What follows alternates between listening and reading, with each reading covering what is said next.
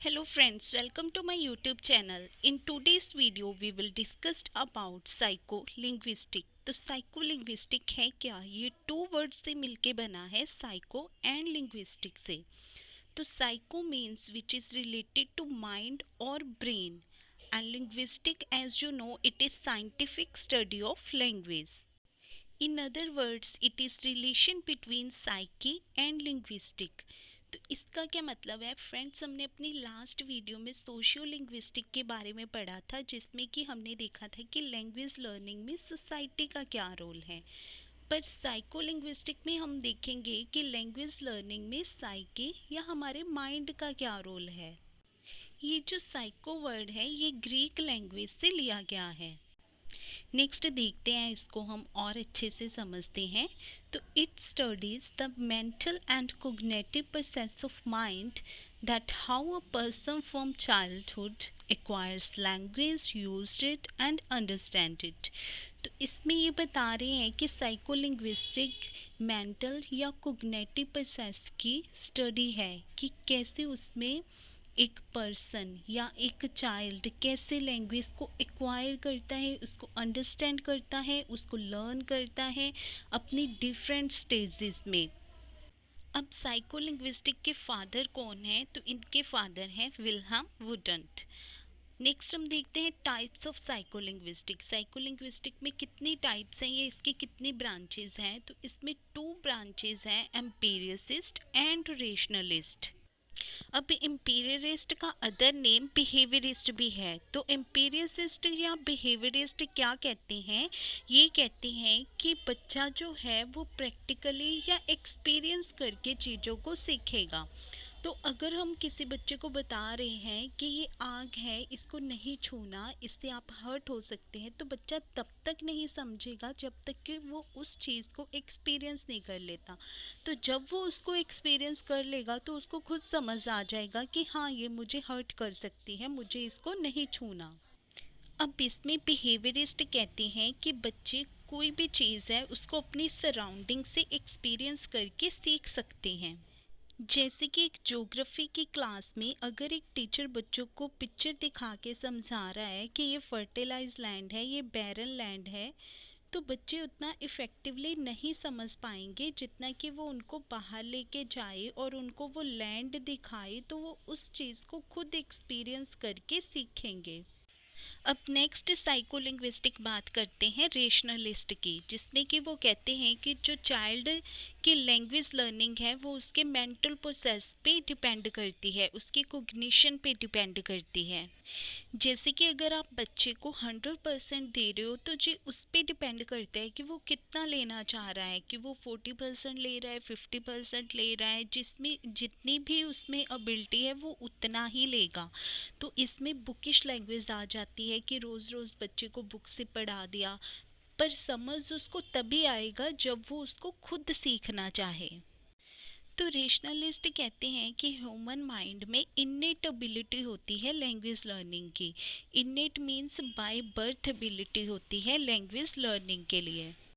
Mean to से कि बच्चा तभी सीखेगा जब वो सीखना चाहे। फॉर एग्जांपल इसमें इंडिविजुअल डिफरेंसेस भी आ जाते हैं। इंडिविजुअल डिफरेंसेस मीन्स कि अगर हम दो बच्चे हैं, उनको 10 वोकेबलरी वर्ड सिखा रहे हैं, तो एक बच्चा तो 10 वर्ड सीख गया, पर दूसरा बच्चा जो है उसमें से सिर्फ 6 और 8 वर्ड से सीख पाया। तो ये होता है इंडिविजुअल डिफरेंस। तो ये उनके माइंड पे डिपेंड करता है कि वो कितना लेना चाह रहे हैं।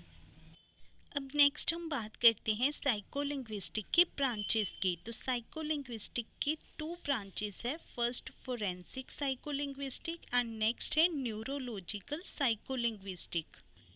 अब जो फोरेंसिक साइकोलिंग्विस्टिक है इसमें क्रिमिनल या सिविल केसेस की स्टडी की जाती है। तो जो क्रिमिनोलॉजी की स्टडी करते हैं उनको इसके बारे में पता होगा। तो ये मेनली जेल के कैदियों पे अप्लाई होती है। तो जो न्यूरोलॉजिकल साइकोलिंग्विस्टिक है ये मेनली ब्रेन के साथ रिलेटेड होती है, जिसमें कि साइंटिस्ट अपनी थ्योरीज को इन्वेस्टिगेट करने के लिए ब्रेन की इमेज को स्टडी करते हैं।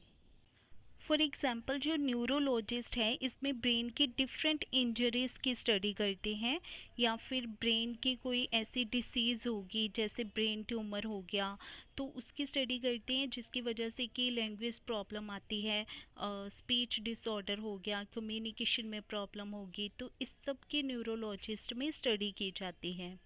इसमें अफीज़िया के ऊपर रिसर्च किया गया था। अफीज़िया एक ऐसा लिंग्विस्टिक डिफ्लेक्ट है जिसमें कि कोई पर्सन की कम्युनिकेशन करने की एबिलिटी अफेक्ट होती है। एक ऐसा लैंग्वेज डिसऑर्डर है जिसमें कि अगर ब्रेन में कोई इंजरी होगी, ब्रेन ट्यूमर हो गया या कोई भी और वजह, उसकी वजह से जो भी लैंग्वेज या कम्युनिकेशन करने में प्रॉब्लम आती है उसको अफीज़िया कहते हैं।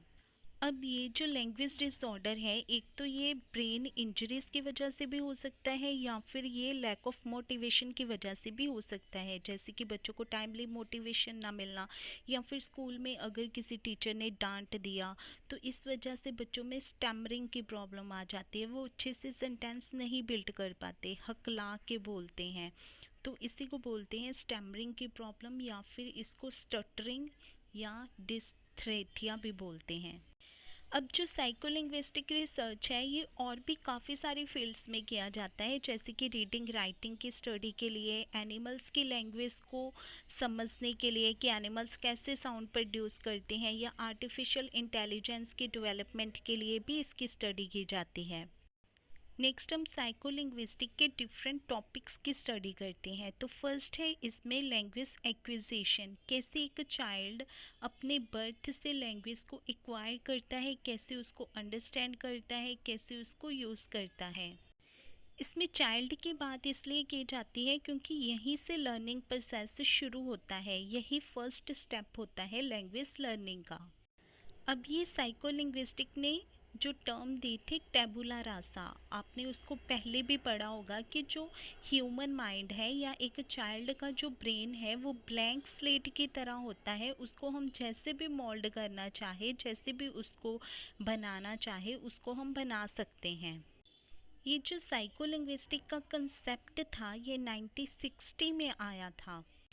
नेक्स्ट आता है हमारा लैंग्वेज कॉम्प्रिहेंशन। अब जब बच्चे ने लैंग्वेज को एक्वायर कर लिया, अब वो उसको अंडरस्टैंड कैसे करेगा।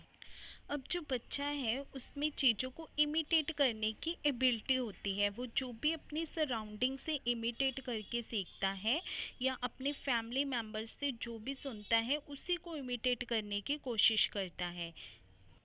जैसे कि बोलते हैं कि बच्चे कच्ची मिट्टी की तरह होते हैं, उनको जैसे भी हम मोल्ड करना चाहें उनको कर सकते हैं। और 5 ईयर तक के बच्चे का जो 70% ब्रेन है वो डेवलप हो जाता है।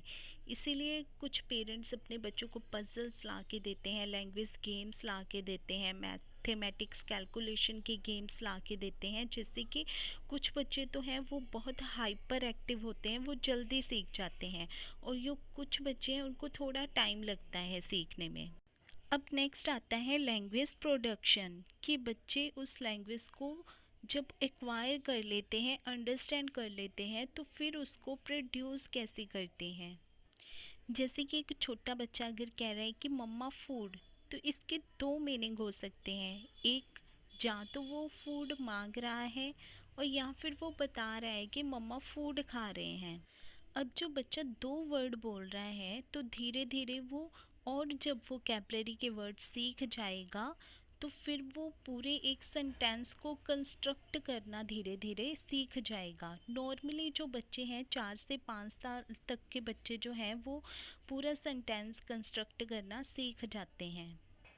कुछ जो ज़्यादा हाइपर एक्टिव बच्चे होते हैं वो जल्दी भी बोलना सीख जाते हैं।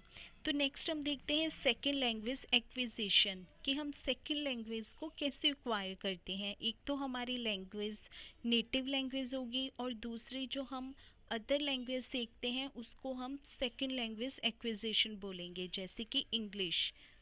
नेक्स्ट है हमारा स्पीच प्रोडक्शन, कि हमने जो लैंग्वेज को अंडरस्टैंड किया उस स्पीच को हम कैसे प्रोड्यूस कर रहे हैं। नेक्स्ट है mental lexicon. Lexicon means vocabulary words या डिक्शनरी वर्ड्स जो कि हमारे माइंड में होते हैं, हमने अपने माइंड में सेव करके रखे होते हैं। तो उन वोकेबलरी वर्ड्स को हम कैसे यूज़ करते हैं अपने लैंग्वेज में, इसी को बोलते हैं मेंटल लेक्सिकॉन। नेक्स्ट है बाइलिंगुअलिज्म, कि हमने जो दो या दो से ज़्यादा लैंग्वेजेस सीखी हैं उनको हम कैसे बोल रहे हैं, तो इसी को बोलते हैं बाइलिंगुअलिज्म। तो ये था आज का हमारा साइकोलिंग्विस्टिक टॉपिक। आई होप कि आपको ये समझ आ गया होगा। If you want more videos like this, please subscribe my channel. Have a nice day.